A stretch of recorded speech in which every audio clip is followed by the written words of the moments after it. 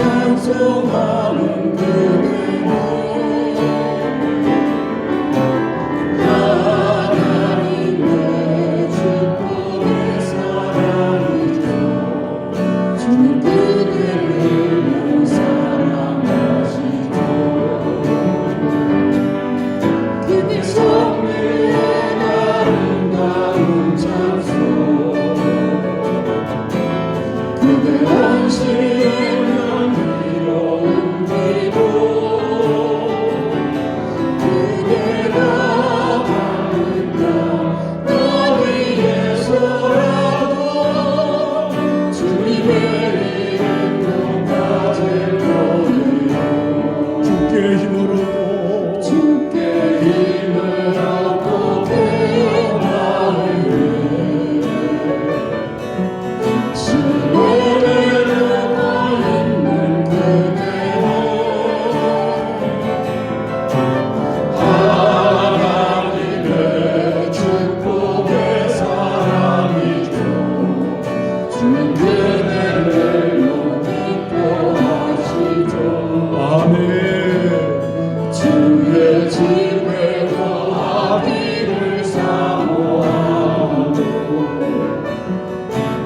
항상 찬송하는 그대로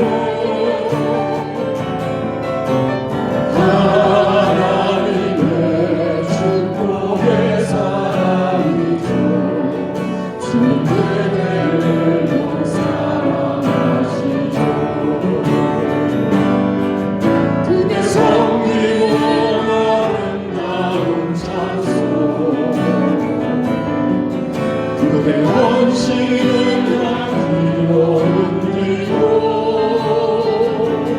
그대가 바른가 어디에서라도 주님의 이름도 가질 거예요. 그대 섬기면 아름다운 찬송 그대 섬기면 아름다운 찬송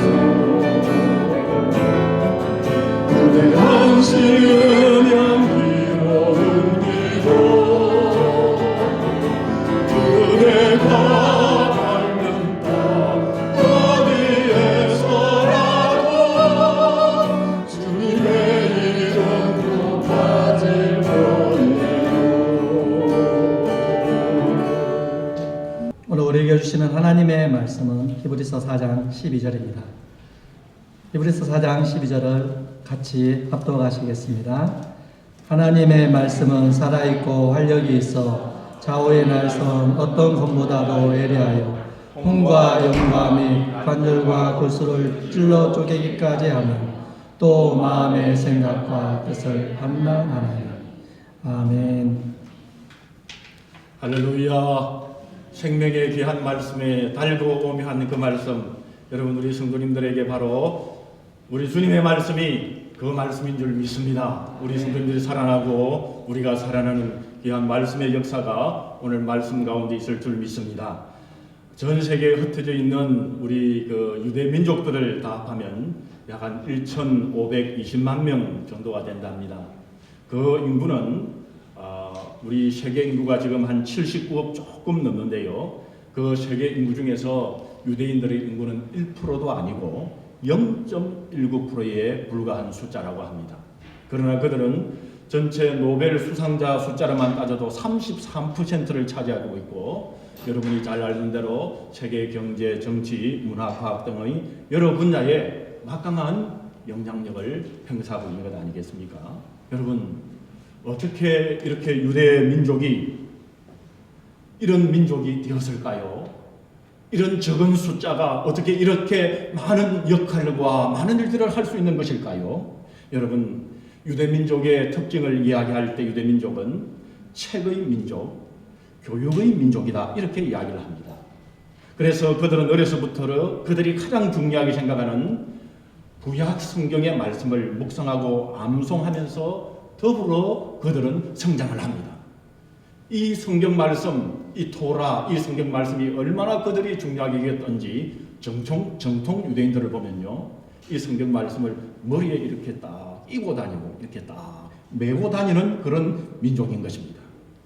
그래서 그들은 어려서부터 이 성경 말씀을 그들의 살과 뼈같이 생각합니다. 그래서 그들은 이렇게 이야기합니다. 책이 없는 집은 혼이 빠진 뭔가 같다. 이렇게 이야기했습니다. 이처럼 유대인은 하나님의 말씀인 이 구약 성경책을 늘 가까이 하며 절대적으로 신뢰하여서 뛰어난 민족이 된 것 아니겠습니까? 이제 신약 시대인 우리 성도들은 그들과 비교하면 우리는 구약뿐만 아니라 신약의 구원의 말씀까지 부활과 생명의 말씀까지 가지고 있으니 마땅히 우리 성도들이 유대인들보다 뛰어날 수밖에 없는 것이지요. 또 신약 성경까지 가지고 있으니 예수님을 닮은 사랑의 성도들, 풍족한 성도들이 될 수밖에 없는 것입니다. 그런데 말입니다. 우리 성도들이 때로는 힘도 없고 자신감도 없고 늘 의기소침하다면 바로 그 이유가 무엇일까요? 그 이유는 바로 하나님의 말씀을 모르고 있거나 또 알고 있다 하더라도 그대로 안 하기 때문에 하나님이 주시는 사명을 까먹고 있는 것입니다. 하나님이 주신 사명을 안다고 해도 그 사명을 지금 위에서 일을 하고 있지 않은 것입니다. 여러분, 재작년에 2020년 통계까지 보게 되면 세계 1, 2위를 다투는 세계적인 미국의 세계적인 기업이 여러분 월마트였다는 것을 알 것입니다. 이 월마트의 창립자 샘 월턴은 성경 말씀 속에서 경영 철학을 발견했습니다. 그리고 그는 10가지 경영 원칙을 만들어서 1962년 미국의 시골 주인 아칸소주에 작은 잡화점을 시작했습니다. 그리고 33년이 지난 다음 1995년에 와서 세계적인 기업으로 성장을 했습니다. 2020년에 세계 경제 잡지 포포스에 따르면 연 매출액을 기준으로 해서 세계 500대 기업을 선정했는데요. 그 월마트가 8번 연속 1위를 차지했습니다.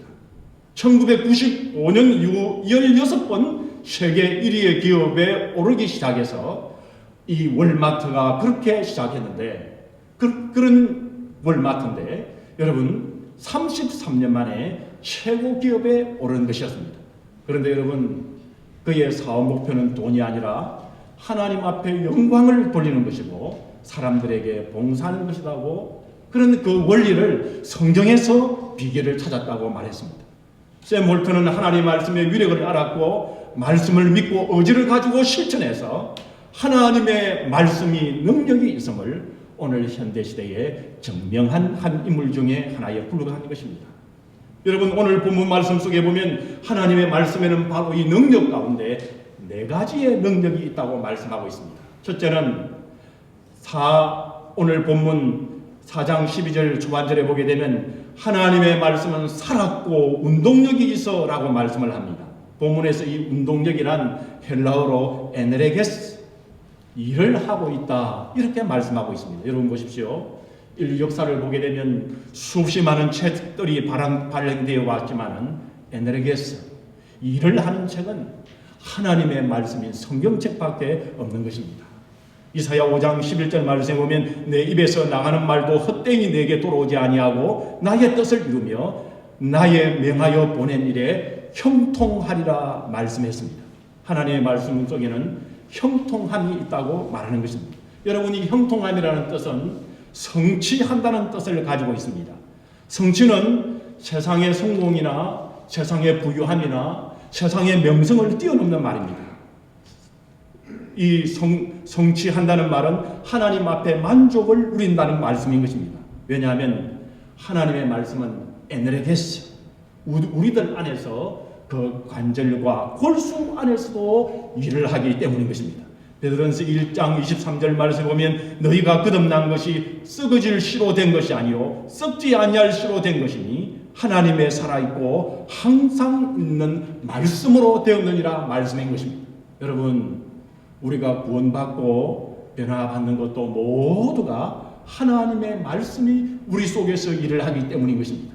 여러분 수많은 사람들이 말씀을 통해서 하나님의 잘못을 하나님 앞에 잘못된 것을 깨닫습니다. 또 하나님의 말씀을 통해서 병을 고치고 질병을 고칩니다. 그리고 영혼의 소생함을 입습니다. 귀신과 병마도 내어 쫓아내고 새로운 역사를 일으킵니다. 여러분 우리가 무엇보다도 하나님의 말씀을 의지해야 하는 것입니다. 정치가이며 교육자의 철학자인 미국의 3대 대통령인 토마스 제퍼슨은 이렇게 고백했습니다. 성경은 내가 처한 모든 공경 속에서 언제나 나에게 빛과 힘을 주었다고 말을 했습니다. 여러분, 이 건국의 아버지들을 보면 그냥 대통령 된 것이 아닙니다. 한 손에는 총을 들고 마침 우크라이나에 있는 그 전쟁터와 같은 그 전쟁을 누비면서 그들은 나라를 세웠습니다. 언제 죽을지 모르는 위험의 환경 속에서 어제나 죽을까 오늘이나 죽을까 모르는 그 속에서 그들은 나라를 세운 사람들입니다. 그들이 언제나 빛을 받은 것은 하나님의 말씀이라고 고백하고 있는 것입니다. 여러분, 물건을 만들면 만든 사람이 이제 사용 설명서를 쓰지 않습니까? 어떤 물건을 사용하든지 사용 전에 설명서를 읽지 않고 사용을 하게 되면 그 물건을 망가뜨려서 사용할 수가 없는 것입니다. 여러분, 이 사용 설명서가 어떤 물건에 이 사용 설명서가 여러분 복잡하게 기록되어 있습니까? 어떻게 두껍게 이 사용 설명서를 여러분 기록하나요? 여러분, 우리가 조립하는 이런 물건은 조그만 것이 있지만은 차, 여러분 컴퓨터 이런 걸 여러분 사용 설명서를 보면 얼마나 복잡하고 두꺼운 책에 기록되어 있습니까? 사용 설명서는 값이 비싸고 복잡하고 세밀하고 귀한 제품일수록 사용 설명서의 책이 두껍고 복잡합니다. 꼭 그것을 봐야 합니다. 그래야만 유지할 수 있습니다. 보수할 수 있습니다. 이와 같이 성경은 우리 인생의 사용 설명서와도 같은 것입니다. 왜냐하면 사람을 창조하신 창조주 하나님께서 우리 인생이 어떻게 살아야 될 것인가, 우리 인생에 환난과 곤란이 있을 때에 이것을 어떻게 뚫고 나갈 것인가, 우리 인생에게 절망이 있을 때에 그 절망을 어떻게 이길 수 있을 것인가, 하나님께서는 그것을 아시고 말씀을 통하여 우리에게 가르쳐주고 있는 것입니다.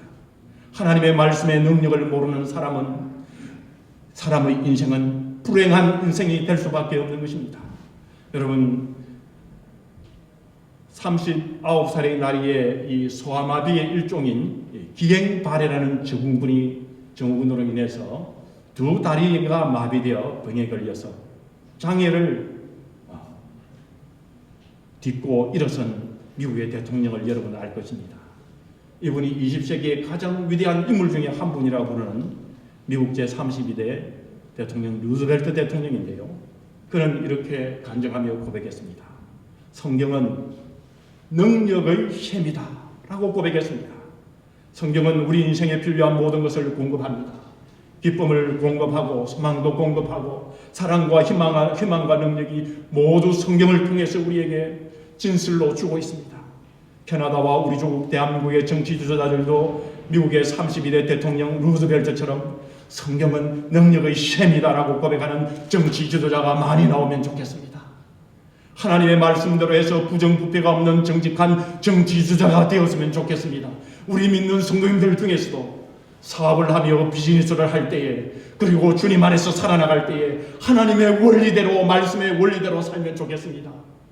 어려움이 있다고 해서 그 어려움에 굴복하는 것이 아니라, 실망스러운 일이 있다고 해서 실망스러운 그 일에 휩쓸려 가는 것이 아니라 우리 하나님의 능력을 붙들고 일어서는 우리 성도님들이 되면 좋겠습니다. 꼭 세계적인 기업을 아니한다 할지라도 내 인생의 삶을 주님께 드리며 사는 성도님들이 되면 좋겠습니다. 그렇게 하기 위해서는 하나님의 말씀을 우리가 가져야 하는 것입니다.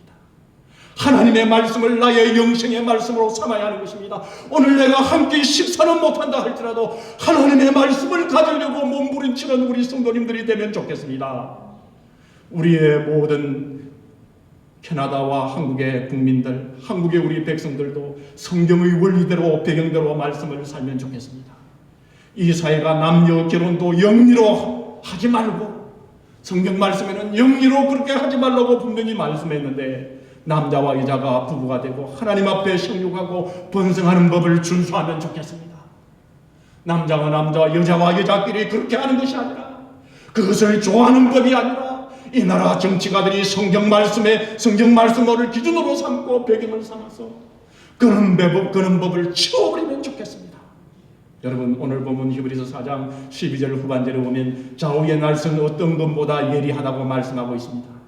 여러분, 오늘 분명히 하나님의 말씀에서는 오늘 이 말씀이 검이라고 칼이라고 예리한 칼이라고 말씀했습니다. 양쪽에 날이 있는 칼보다 더 예리한 하나님의 말씀은 우리에게 여러분 어떤 역할을 할까요? 여러분, 하나님의 말씀은 마침 수술할 때 쓰는 칼이 한자에 썩은 그런 부위를 드러내고 잘라버리는 것처럼 우리의 생각과 마음속에 들어가서 잘못된 것을 고치고 바로잡는 역할을 하는 것이 하나님의 말씀인 것입니다. 하나님의 말씀은 또한 무엇입니까? 악한 사탄 마귀와 싸워 이기게 만듭니다. 우리는 마귀와 싸울 때 무엇으로 싸워 이겨야 합니까? 여러분, 천사가 있으면 마귀가 있지 않겠습니까? 여러분, 이 마귀를 어떻게 싸워야 하는 것입니까? 하나님의 말씀으로 싸워야 하는 것입니다. 나의 환경으로 싸워서는 이길 수가 없습니다. 나의 기분으로 싸워서는 이길 수가 없습니다. 나의 지식으로서도 이길 수 없습니다. 오직 하나님의 말씀은 하나님의 말씀으로야만 이긴다고 말씀하고 있는 것입니다. 악한 마귀 사탄과 그 악한 마귀의 비성경적인 근시의 지도자들인 북한의 김정은, 중국의 시진핑, 러시아의 푸틴, 이런 비성경 지도자들과 그런 악한 비성경자의 비성경적인 쾌개인 세계관들인 성경적인 이 인간론을 우리가 이 부정하고 있는 우리 구주 예수 그리스도의 구원을 철저히 부정하는 헛된 망상인 사회공산주의자들과 김일성 주체자들과 인간 중심주의의 인본주의자들, 이런 자들을 우리가 어떻게 이길 수가 있는 것입니까? 인간의 이론으로는 이길 수가 없습니다. 대립만 할 뿐입니다. 그러나 하나님의 말씀으로만은 이길 수 있는 것입니다. 에베소 6장 13절 말씀에 보면 그러므로 하나님의 전신갑주를 취하라. 이는 악한 날에 너희가 능히 대적하고 모든 일을 행한 후에 서기 위함이라. 17절에 말씀하시기를 구원의 투구와 성령의 검 곧 하나님의 말씀을 가지라고 했습니다. 여러분, 성령의 검을 무엇이라고 말씀하고 있습니까? 하나님의 말씀이 성령의 검이라고 말씀하고 있습니다. 여러분, 우리가 신앙생활 할 때에 영적인 무기라고 하고 공격할 수 있는 무기는 오직 칼밖에 말씀하고 있지 않습니다. 우리의 이 말씀이 우리의 신앙생활에 있어서 우리가 사용하는 공격의 무기라고 말씀하고 있는 것입니다. 여러분, 이런 말이 있지 않습니까? 최선의 방어는 최고의 공격이라고 말하고 있지 않습니까? 하나님의 말씀이 내 마음에 담아져 있지 않으면 이 마지막 시대에 이길 성도는 아무도 없습니다. 악한 사탄을 이길 능력을 가진 자는 아무도 없습니다. 여러분, 우리가 말씀을 가져야 될 줄 믿습니다. 말씀을 읽으시기 바랍니다. 말씀을 묵상하며 나가시기를 바랍니다. 우리 함께 그렇게 하십시다. 제가 아는 장로님 한 분과 집사님 한 분이 계시는데요. 제가 아는 이 장로님은 인생의 경험도 많으시고 제가 이야기할 때마다 이 장로님에게 배울 점이 많은 참 인생에서 성공한 그런 장로님이라 할 수 있는데요. 이분은 신앙생활 가운데 이렇게 말씀하시는 거예요. 내가 최고 부러운 사람 중에 한 사람은 어떤 사람이냐 그러면 예수님이 십자가에 달릴 때 우편에 달린 강도다. 나는 그 사람이 참 부럽다는 거예요. 우편에 달린 강도가. 그 이유가 뭐냐 하면은 평소에 이 우편의 강도 이런저런 일 이런 거 다 하다가 아무렇게나 이렇게 살다가 정말 막판에 천국 간, 흔히 말하면 이 세상에서 해볼 거 다 해보고 천국 간 사람이기 때문에 그렇게 그 장로님은 참 이 사람이 참 부럽다 이렇게 이야기하는 것이죠. 또 제가 아는 어떤 한 집사님은 예수님이 십자가에 달릴 때 우편에 달린 그 우편 강도가 이 집사님에게 하나도 안 부럽다는 것입니다. 오히려 이 우편에 달린 이 강도가 불쌍하다는 겁니다. 왜냐하면 평소에 예수님 모르다가 인생 막판에 예수님 믿고 천국 가는 것도 너무 좋고 큰 복이지만 이 우편 강도가 평소에 말씀으로 예수님을 묵상하고 말씀을 그렇게 알고 그렇게 살았다면 이 우편 강도가 얼마나 평소에 살면서 행복했을까? 이 우편 강도가 평소에 그렇게 주님을 사모하고 막판에만 그렇게 하지 말고 평소에 주님의 말씀으로 이렇게 마음에 있었다면, 말씀을 묵상하고 했다면 얼마나 행복했을까? 이 집사님은 이렇게 간증을 하면서 이 집사님은 말씀을 읽고 묵상하기 전에 이 집사님이 신학을 한 거나 그런 건 아닙니다. 그런데 이분이 말씀을 묵상하기 전에 성령 하나님께 도움을 간구하고, 주님, 나는 참 지혜가 없어서 이 성경 말씀을 잘 이해하지 못합니다. 그렇지만 성령 하나님께서 나를 가르쳐 주십시오. 이렇게 말씀을 읽기 전에 말씀을 묵상하기 전에 성령 하나님께 도움을 간절히 간구하고 그렇게 묵상을 하게 되면 자기가 알지 못하는 많은 은혜를 내려주시는데 실제로 그래요. 그분과 대화를 해보면 신학자들이 이야기하는 이야기를 가끔 듬성듬성 제가 주석에서 보는 이야기를 그분이 하는 거예요. 저는 깜짝 놀라는 겁니다. 아니 집사님 신학도 안 하고 이런 말씀을 어떻게 깨달았습니까? 성령 하나님께 감사하고 그렇게 묵상하게 되니 하나님께서 내 마음에 이런 성경 구절을 엮어가게 해주셔서 내가 이 말씀을 깨닫게 되었습니다. 그러면서 말씀을 깨달을 때에 얼마나 감사한지 이 집사님이 고백을 하면서도 눈물이 핑핑 도는 것을 저는 볼 수가 있었습니다. 말씀을 읽고 묵상하고 은혜를 경험하게 되면 여러분 세상이 줄 수 없는 기쁨과 행복과 평안으로 그 집사님뿐만 아니라 누구나에게 하나님의 말씀으로 눈가에 감격의 눈물이 핑 도는 행복한 기쁨의 인생이 될 줄 믿습니다. 저는 오늘 이 설교 말씀을 준비하면서 하나님의 말씀에 대한 기쁨과 감사와 은혜와 행복에 이 말씀을 준비하면서도 눈물이 핑 돌게 되고 목이 메여 오는 것을 경험하게 되었습니다. 여러분 하나님의 말씀을 알고 듣고 묵상하시면서 하나님의 말씀을 입으로 시인하시기 바랍니다. 그러면 하나님의 말씀을 통해서 우리는 분명히 승리하는 인생의 삶을 살게 되는 것입니다. 17세기 영국의 스쿨가이자 작가인 아이잭 월테는 이렇게 그런 간증했습니다.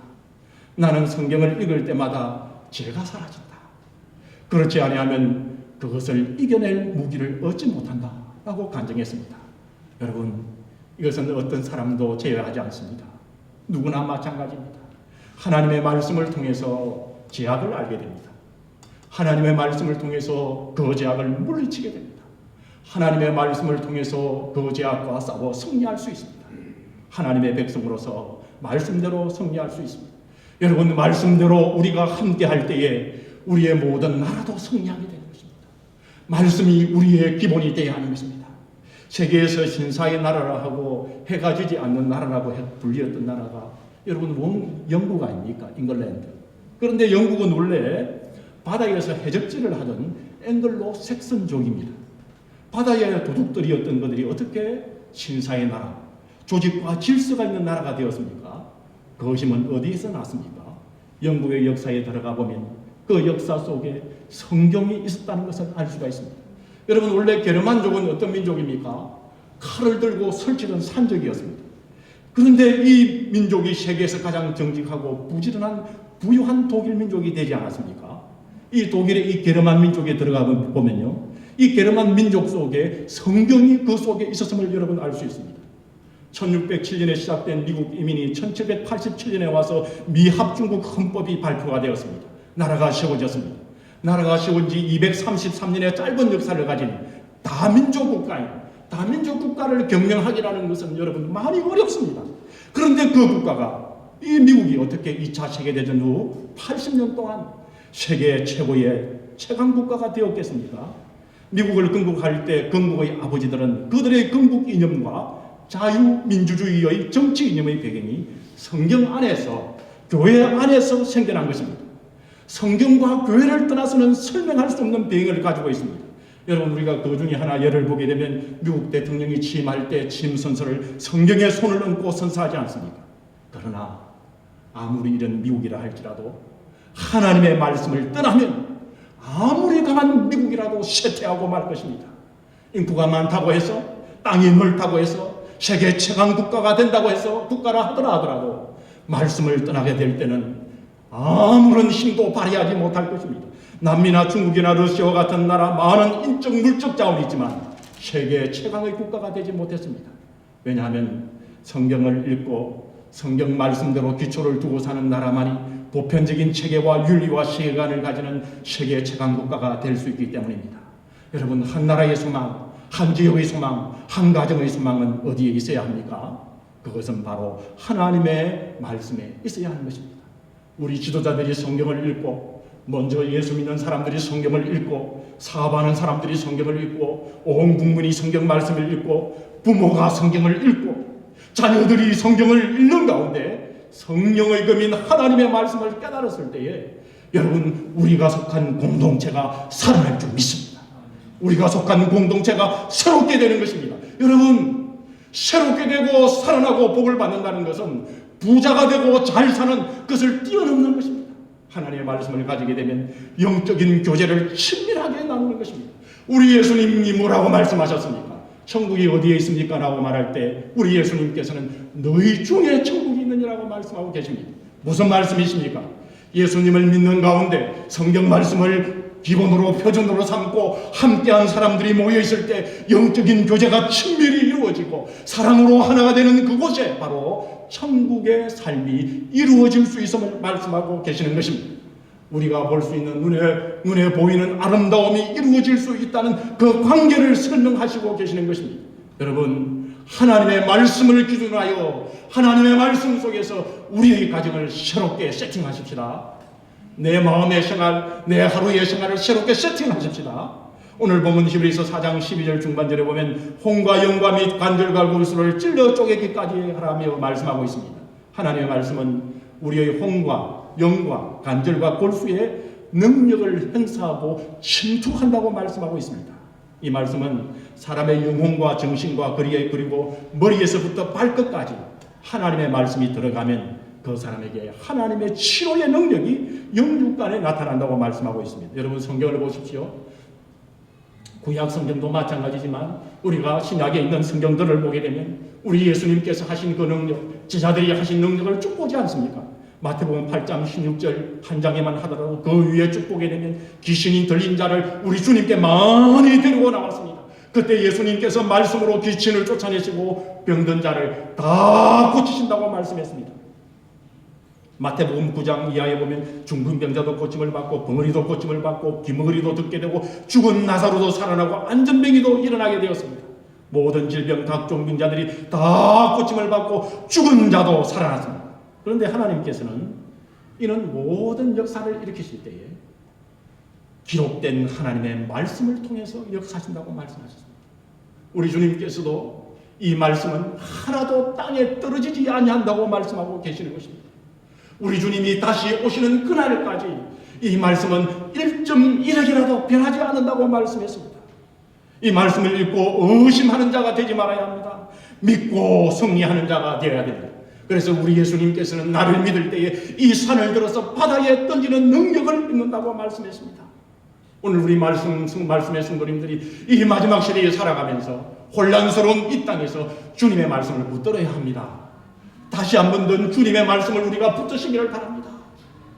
미국의 유명한 철학자이자 신학자인 윌리엄 제임스가 27살 때였습니다. 이 사람이 신경쇠약에 빠져버렸습니다. 더 이상 정신적인 생활을 할 수 없어서 정신병원에 입원하게 되었습니다. 하지만은 낙담과 공포와 두려움 때문에 그 병은 오히려 정신병원에서 더 악화되어 갔습니다. 정신병으로 죽을 것만 같다는 생각을 하자 그 인생이 마지막에 놓였다고 생각하고 그는 겁이 났습니다. 그래서 그에게 마음속에 한 생각이 떠오르게 되었습니다. 어릴 때부터 교회 다니며 그리고 하나님의 말씀을 들었던 것이 생각났습니다. 이 상황에서 내가 붙들 분은 하나님밖에 없다는 것이 생각이 떠올랐습니다. 그 가운데 성경 말씀을 붙드는 것이 요한복음 11장 25절에서 26절입니다. 예수께서 가라사대 나는 부활이요 생명이니 나를 믿는 자는 죽어도 살겠고 무릇 살아서 나를 믿는 자는 영원히 죽지 아니하리라. 이것을 내가 믿느냐? 라고 이 말씀을 그는 꼭 붙들었습니다. 이 말씀을 읽고 또 읽었습니다. 호흡을 하듯이 했습니다. 약을 먹듯이 이 말씀을 복창하며 외웠습니다. 그리고 그 말씀을 통해서 그는 고백합니다.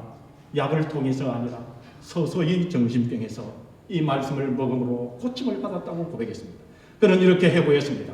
내가 성경 말씀을 외우지 않았더라면, 내가 성경 말씀을 먹지 않았더라면 나는 완전히 미치광이가 되었을 것이다 이야기했습니다. 그래서 그는 그의 젊은 시절 자신의 정신병에 대한 고통을 책을 써서 미국의 유명한 심리학자가 되었던 것입니다.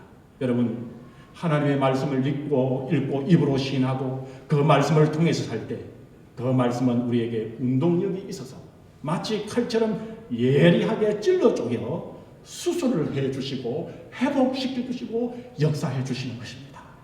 오늘 우리 성도님들 가운데 마음속이 쪼여 있는 분이 있습니까?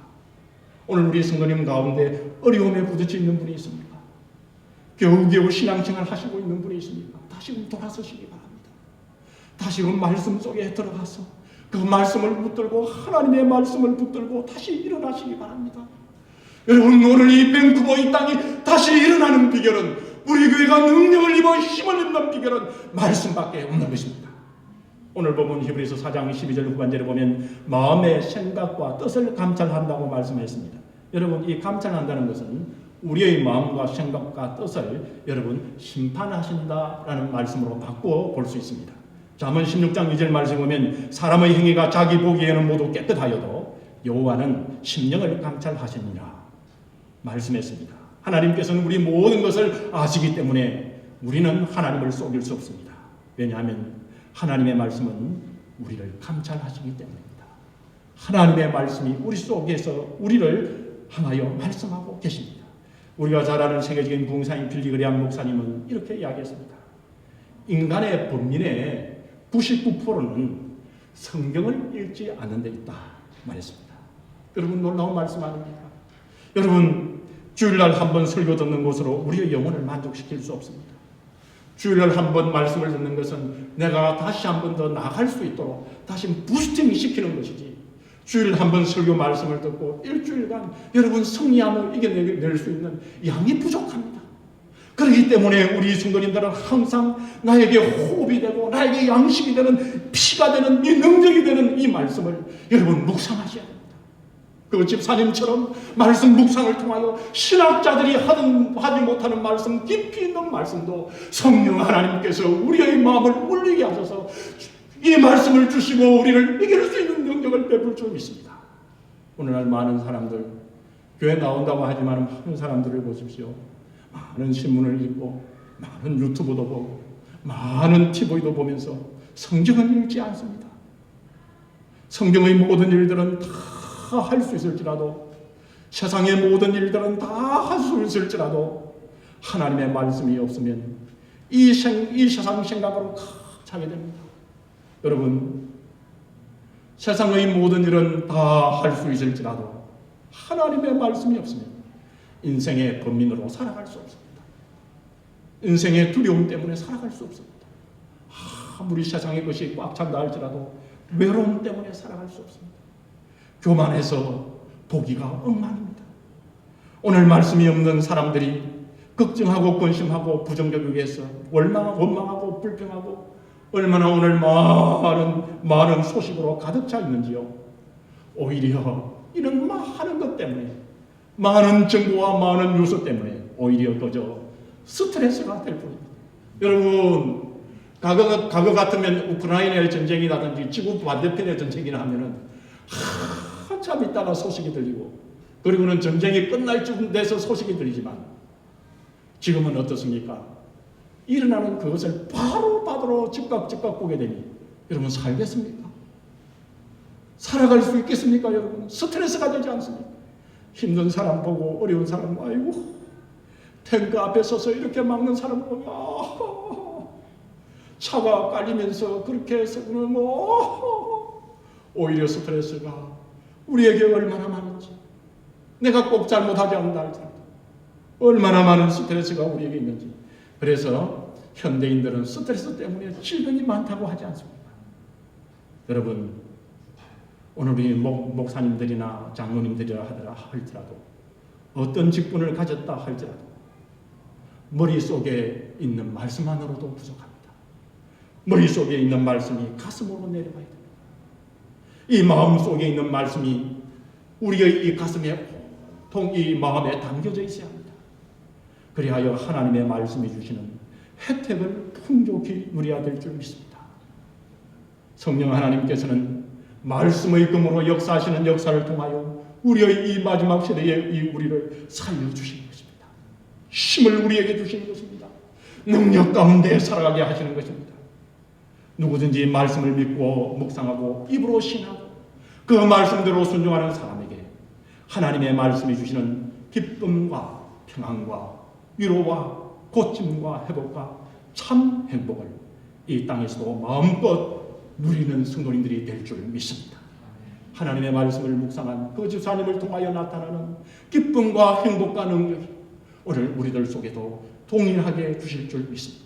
이 세상적인 어떤 능력보다도 더 큰 이 모든 근본적인 능력인 하나님의 말씀의 능력으로 승리하며 오늘 사시기를 우리 주님의 이름으로 축원합니다. 기도하겠습니다. 하나님 감사합니다. 들리는 소문과 내 환경과 우리의 환경과 내 삶과 우리의 삶 가운데 우리가 넘어지고 자빠지고 또 실망하고 외롭고 고독하고 그럴 수밖에 없지만 말씀으로 다시 일어남을 믿습니다. 주님, 말씀으로 승리하게 하옵소서. 우리 말씀의 성도님들은 말씀의 성도님인 줄 믿습니다. 말씀으로 오늘 이 환경을 돌파하며 이겨나가게 하여 주시옵소서. 말씀대로 되는 성도들이 되게 하여 주시옵소서. 그런 복을 넉넉하게 허락하여 주시옵소서. 우리 구주 예수 그리스도의 이름으로 감사하며 간절히 기도 올리옵나이다. 아멘.